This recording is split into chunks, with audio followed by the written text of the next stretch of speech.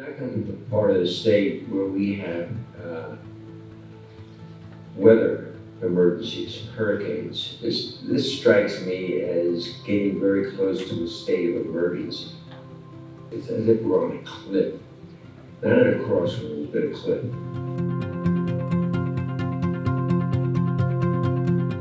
My name is Lois Watkins, and I'm with the State Employees Association of North Carolina, here on behalf of our thousands of members who work within the walls. They're not all correctional officers, but we have so many people who work within the walls of prisons, and they're all subject to incredible danger that most of us can't conceive on a day-to-day basis on our jobs.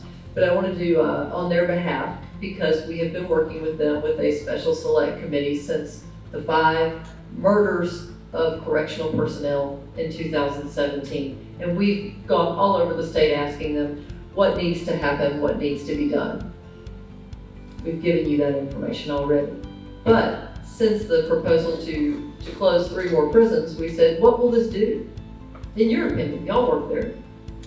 And while they appreciate that the department is trying their best to do something about this emergency. Thank you, Senator, because we do believe it is in fact a terrible emergency.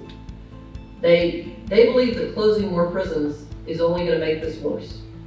And for instance, if you say within 55 miles somebody has to be reassigned, a 12-hour day becomes 14 hours plus, because these are rural areas, you're not getting anywhere really quick.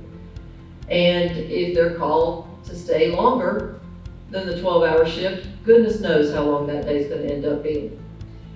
But more importantly, over the last 10 years, since 2009, North Carolina closed 22 prisons. This would make 25 now. We have 55 prisons, y'all.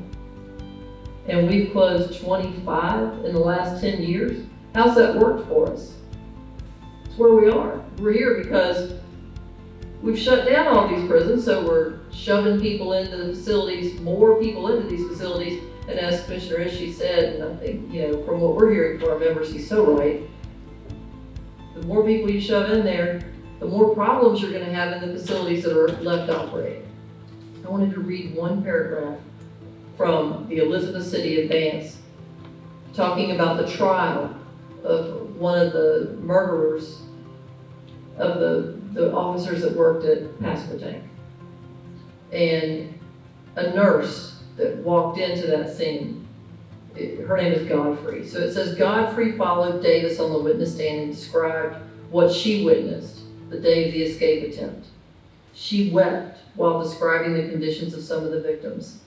She described how she slid on floors covered with blood and found 2 victims had suffered deep and wide slashes to their throats.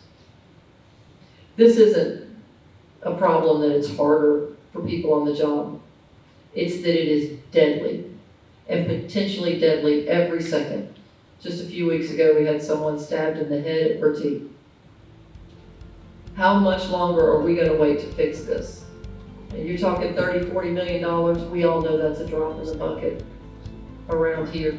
But what we're concerned about, while we're so appreciative of Senator Steinberg and the committee's efforts, and we are so supportive of studying these issues, something has to be done right now in terms of salary to keep the people we have. These folks who work behind bars, these individuals, I was at one of the intake facilities a couple of weeks ago, and all of these people come in very close contact with some very violent people on a regular basis. So when we talk about the risk that correction officers face every day, we're talking about doing something, hopefully, that is going to address that risk. We need to include other personnel as well that are working behind the bars.